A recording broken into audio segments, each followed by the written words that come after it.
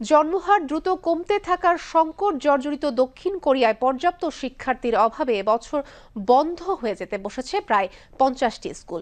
দক্ষিণ কোরিয়ার শিক্ষা মন্ত্রণালয়ের হিসাব তুলে ধরে ব্রিটিশ দ্য ইন্ডিপেন্ডেন্ট পত্রিকা বলেছে 2025 সালে বন্ধ হতে বসেছে 49টি স্কুল। 17টি শহর ও প্রদেশের এসব স্কুলের মধ্যে আছে প্রাথমিক, মাধ্যমিক ও উচ্চ মাধ্যমিক স্কুলও। 49টি স্কুলের মধ্যে প্রাথমিক স্কুল 38টি, মাধ্যমিক স্কুল 8টি ও 3টি হাই স্কুল। এসব স্কুলের 88%ই পল্লী এলাকার, ফলে দেশটির রাজধানী সিওল এবং অন্য প্রদেশগুলোতে শিক্ষায় ব্যবধান তৈরি হওয়া নিয়ে বড় ধরনের উদ্বেগ সৃষ্টি হয়েছে। 2023 থেকে 2024 সালে স্কুলগুলোতে শিক্ষার্থী কমে যাওয়ার হার ধীরে ধীরে বেড়েছে, ফলে শিক্ষার্থীর অভাবে স্কুলগুলো আর চালু রাখা সম্ভব হচ্ছে না।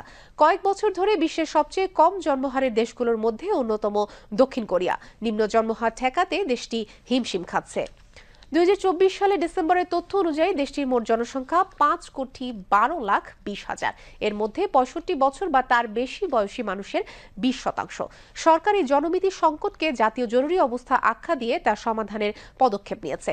জন্মহার বাড়াতে আর্থিক প্রণোদনা দেওয়া এবং শিশুদের যত্ন নেওয়ার ক্ষেত্রেও সহায়তার প্রস্তাব করেছে সরকার।